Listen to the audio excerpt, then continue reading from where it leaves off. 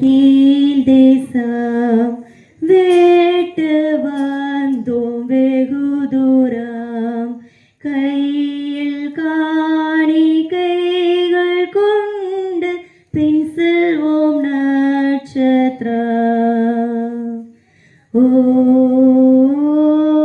ஓராவின் ஜோதி நட்சத்திரம் ஆச்சரிய நட்சத்திரம் நித்தம் வழி காட்டி செல்லும் உந்தன் மங்கா வெளிச்சம்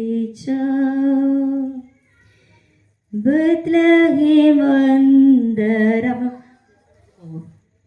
ராஜாவே உம்மை நித்திய வேந்தன் என்பே கிரீடம் சோட்டும் நற்பொன்னானே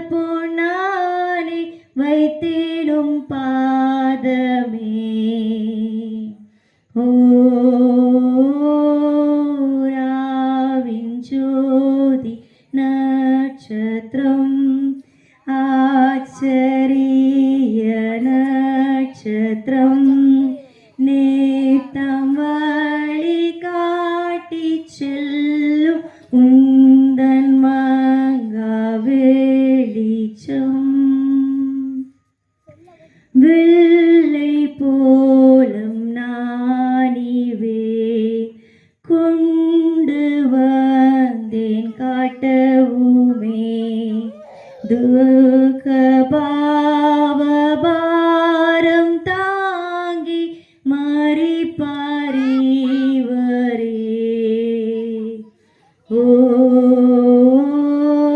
ஓராவின் ஜோதி நட்சத்திரம் ஆச்சரிய நட்சத்திரம் நேத்தம் வழி காட்டி செல்லும் உந்தன் மங்கா வெளிச்சம் தூபவர்க்கம் நானிவே தெய்வம் என்று தெரிவிப்பே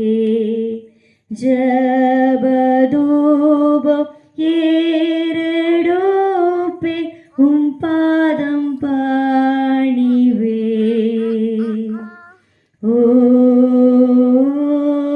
ஓராவின் ஜோதி நட்சத்திரம் ஆச்சரிய நட்சத்திரம் நேத்தம் வழி காட்டி செல்லும் உந்தன் மங்கா வெளிச்சம்.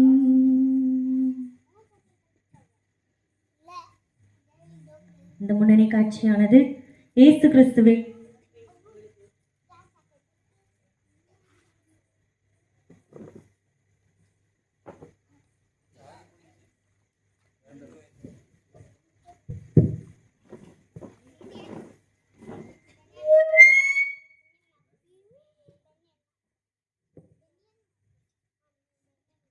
நினைவுபடுத்தவே ஆகும்.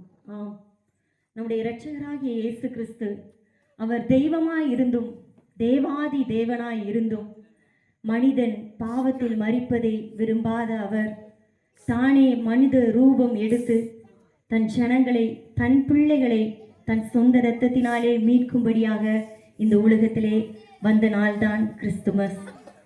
ஒரு தேவன் மனிதனாய் வருவது மாத்திரமல்ல, வந்து தன் ஜனத்திற்காக யுத்தம் செய்து அல்ல, தன் ஜீவனை கொடுத்து தன் ஜனங்கள் மேல் அன்பு கூர்ந்த ஒரே தெய்வம் இயேசு கிறிஸ்து. அவரை நாம் ஏற்றுக்கொண்டால் அவர் நமக்கு சந்தோஷம் சமாதானத்தை தருவது மட்டுமல்ல, நித்திய ஜீவ வாழ்க்கையையும் அவர் நமக்கு நிச்சயமாக தருவார்.